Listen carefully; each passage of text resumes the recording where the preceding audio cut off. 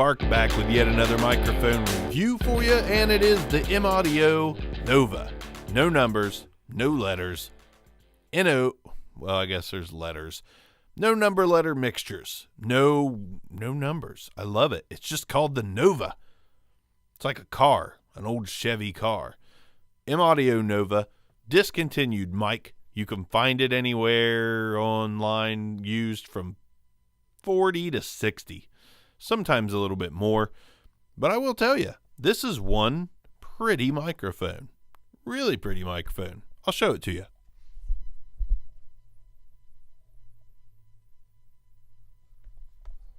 It's just so shiny. Like, the grill is blinding. Looks like diamonds. Shine bright like a diamond. Why do I know that song? No freaking clue, man. No clue. That's radio for you. Don't you hate when you get in someone's car and you're listening to the radio? There's nothing good on the radio. Ever. You hear crap like that. But anyways, M-Audio Nova. Let me say, first off, this thing is long. That's what she said. It's super tall. Literally like 12 inches tall. It's like a freaking ruler, man. If you want to see how many feet you are away from something, just lay this over and lay it over again and lay it over again. It's pretty much a foot, I think. So this will do the job if you're trying to measure something. Anyways, all metal body. Does not feel cheap. This thing is heavy as heck. Heavy as heck. Super heavy. And it feels really good. And the noise floor on it, from what I can tell, is super, super low. This is going to be a contender for the best condenser budget mic that I've ever reviewed. Now, my friend Bronson over at Audio Hotline, he agrees. He done a great review on this thing. By all means, go check it out. But I like it. What he said about it is ringing true to my ears right now. So the M-Audio Nova, let's do some proximity effect on it. This is how it sounds when you get right up on the microphone, and that is not atrocious. That is not terrible. I feel like Ron Burgundy when I say that. I don't believe you. That is not terrible. Sounds pretty good. Proximity effect is nice. Plosives, Peter Piper picked a patch of pickled pineapples on pizza. Pineapples on pizza. Pineapples on pizza. It's a new thing. Watch the Back Row Fantasy Show or listen to it to find out. Pineapples on pizza. Little susceptible to plosives, but what condenser microphone is not? There are a couple, actually. Forget I said that. So anyways, the M-Audio Nova, let's take a look at the frequency response chart and the specs on it real quick.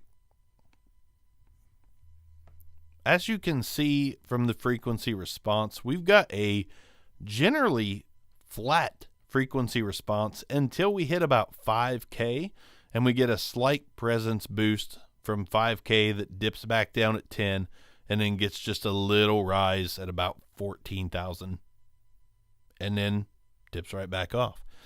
So pretty flat. I would almost say this is comparable to a Rode NT1A, if I remember the frequency response chart correctly on that. But this is right up my alley, man. This is kind of what I like, mostly flat. It does have that slight boost, which I'm a fan of just completely flat, no boost at all. That's what she said. That didn't make any sense whatsoever. But pretty nice. I'm no complaints. This is nice. Now, let's take a look at some of the specs on this thing. Since we checked out the frequency response chart, not a ton of specs on this thing, man. We've got a cardioid polar pattern, 27.94 millimeter capsule, impedance of 200 ohms, a max SPL of 128 decibels, a self noise of 14 dBA, the weight 650 grams. That is true. The length 185 millimeters. It's actually only a little over 7 inches. That's what she said. So forget my ruler comparison, but man, it seems that way when you're looking at it. Max diameter 48 millimeters, and of course it's a 3-pin XLR that requires 48 volts of phantom power. Now, back to your host.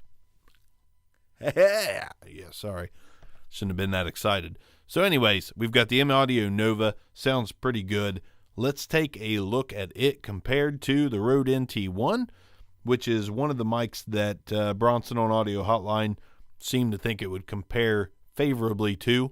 So let's do that now.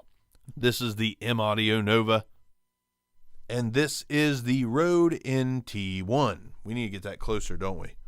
Rode NT1. The M-Audio Nova compared to the Rode NT1. You can probably tell I'm messing with dials while I'm doing this, can't you? I've got a Budweiser fridge, yeah. I've got a Budweiser fridge, yeah. James Hetfield. That kind of hurts my throat a little bit. So I went back and forth there. And I got to say, both sound good. Obviously, the M-Audio Nova sounds different than the Rode NT1, but not different in a terrible way. I mean, I still prefer the Rode NT1, but this is right up there with the MXL V67M, V63M, and the V57M. Those two mics. One's like sandy looking and the other's black. If you remember those reviews. Very similar to those. Contender with those two mics for some of the best budget condenser microphones I've tested. So if you can grab the M-Audio Nova online for $40 or less, even $50, I mean, honestly, it's probably worth $100. The sound of this thing, worth $100 in my opinion. But if you can grab it for $40 or $50, go ahead, because I'm going to give it the green light all day long. What a nice mic. You can find it on Reverb in the link below. I'm going to sell it because I don't need it, but maybe you do. Peace out. Secure Mics.